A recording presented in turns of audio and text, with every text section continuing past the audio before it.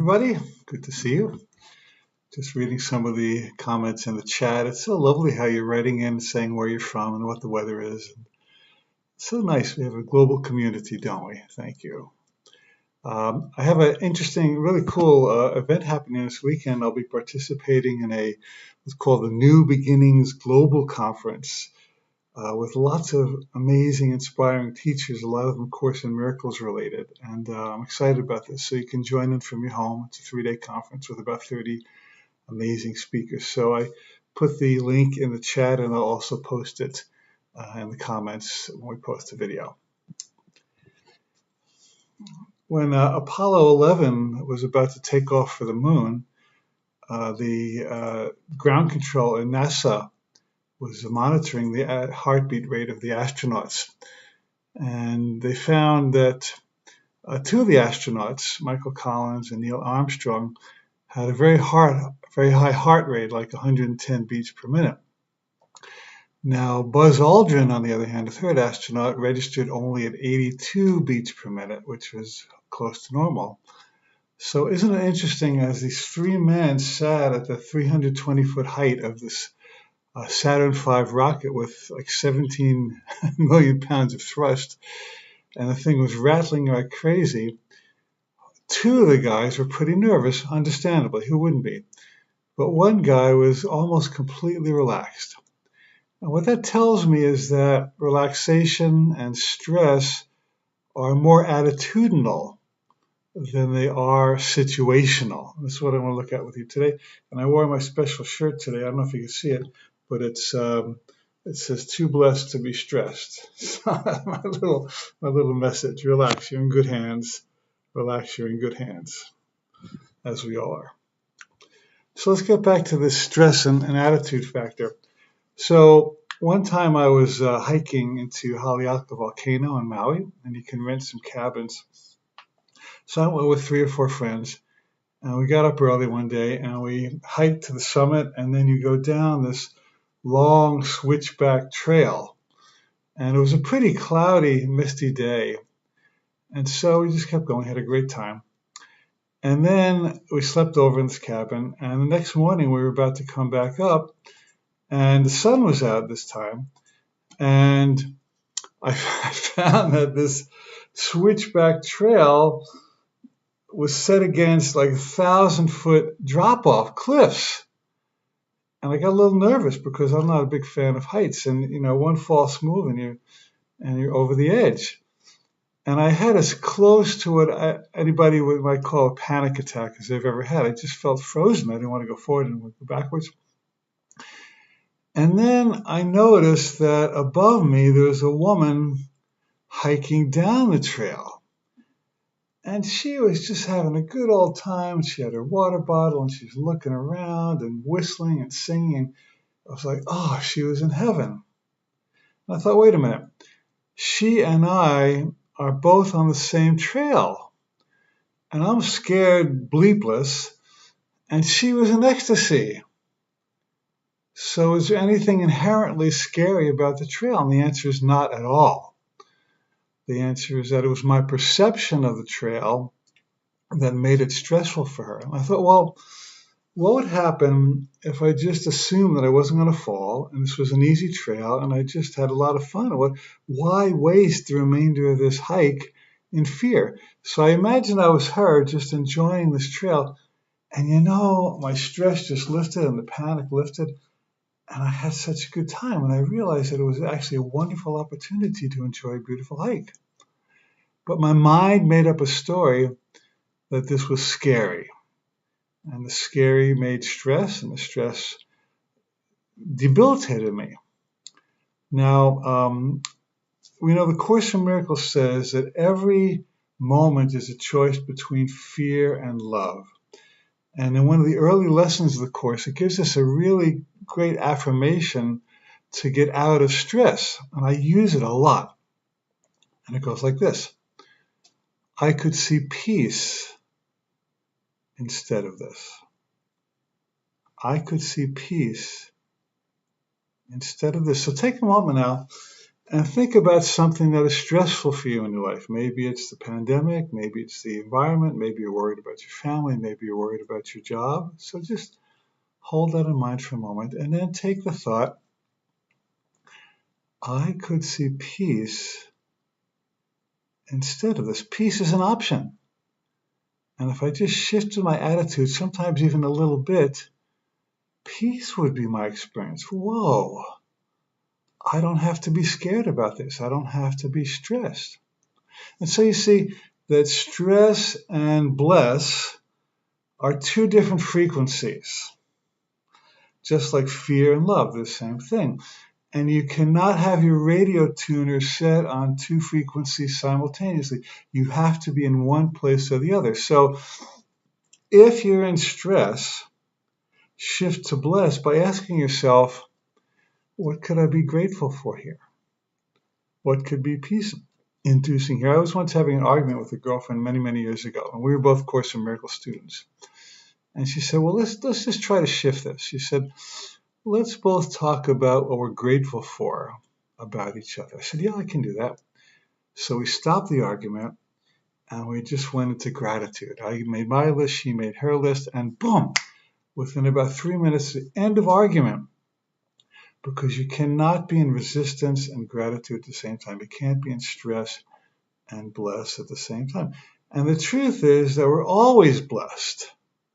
It's just our veil of fear, our misperception that makes us seem that we're not blessed, but we are blessed, even when we think we're not. Now, some scientists or psychologists say that some stress is good, that studying for an exam makes you perform better, or if you have a music competition, you'll perform better if you're stressed. I don't quite agree. I think that stress is really motivating only if you're in a fight or flight, live or die situation. So if you're a deer in the woods and a tiger comes and your adrenals kick in and that kind of stress makes you run for the hills and get a safe place, yeah, that works.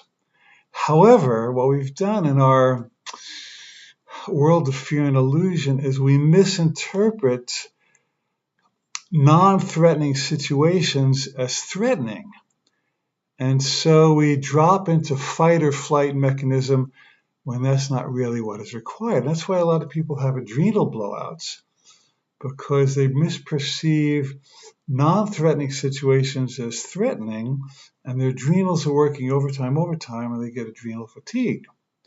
And it's only because of the misperception of seeing stress where it's not. And the Course in Miracles will tell us, if you really want to take us to the ultimate extreme, that there's no situation that is really threatening.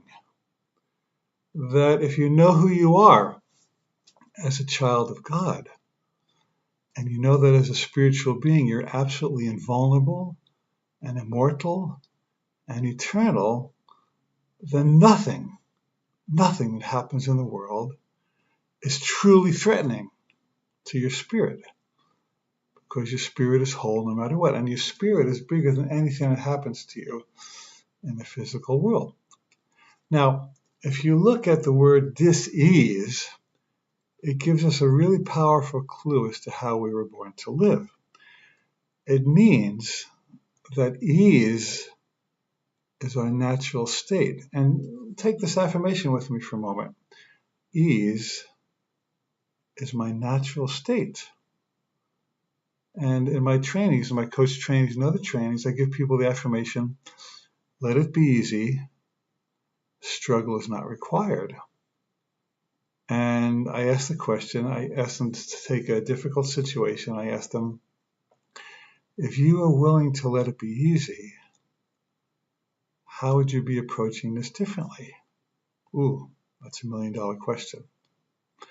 Now, ease does not mean lazy or shirking your responsibilities or being too self-indulgent, but it does mean that most of the time, if not all the time, when we're stressed, we're superimposing hardship over what could be easy. And the word dis-ease is a code, because when you dis-ease, you get diseased. So Spirit wants us to take it easy. Take it easy, take it easy, take it easy.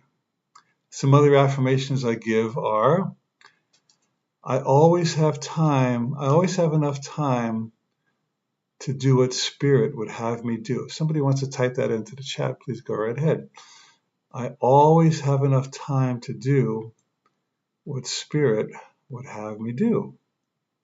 And the other one I love is,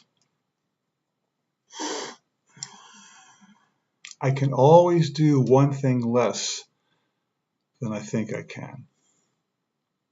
I can always do one thing less than I think I can. And if you're really honest, you will see that when you get stressed, you are superimposing all kinds of tasks over what really needs to be done. You might ask yourself, if you feel stressed about looking at your day, ask yourself, what do I really need to do? And what's optional? And what do I think I need to do that maybe I could do tomorrow or never? And if I were kinder to myself, and if I built self-nurturing and self-care into my day, and I took some time to relax or nap or do yoga, or take a walk or listen to music or watch a funny video, how would that improve my day? And the truth is, it would improve your day immensely. There's an absolute relationship between stress and disease. And I ran into a fellow on the beach in Maui one day. He's a local guy, native guy. And he told me that his grandmother, who lived in Hana, Maui, had just passed away at the age of 117. Hana is a very, very remote community. It takes hours to get there. It's very beautiful. And a lot of native Hawaiians live there. It's very low key, low tech. And he says in her lifetime, until age 117, she never watched television, she never rode in a car, and she never went to a doctor. Now that might tell you something about the relationship between ease and being in nature and being stressed and being sick and living a long life. So let me ask you a question before we close. So Spirit wants us to always be happy. Spirit always wants us to be blessed. Relax, Spirit's in charge. When we start to get stressed, our body usually gives us some sign that says we've stepped over a line. True or untrue? It is so.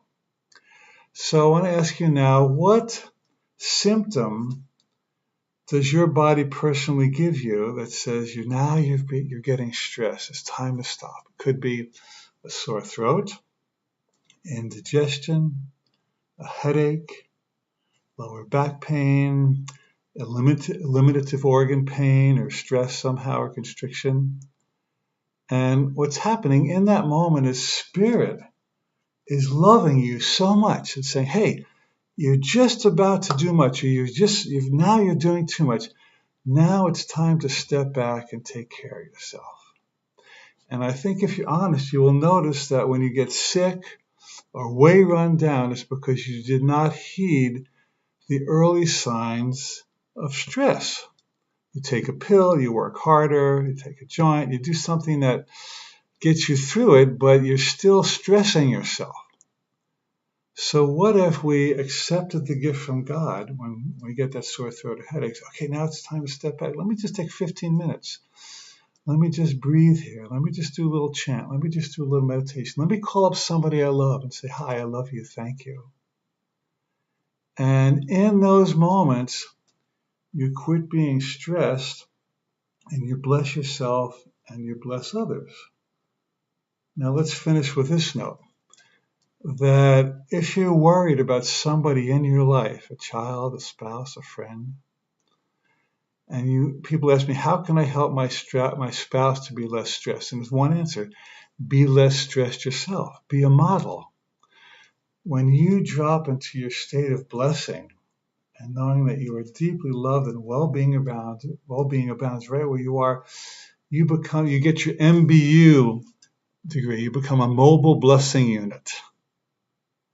And whoever comes into your presence will start to de-stress and become more blessed because you are. Stressed or blessed. Every single moment is a choice.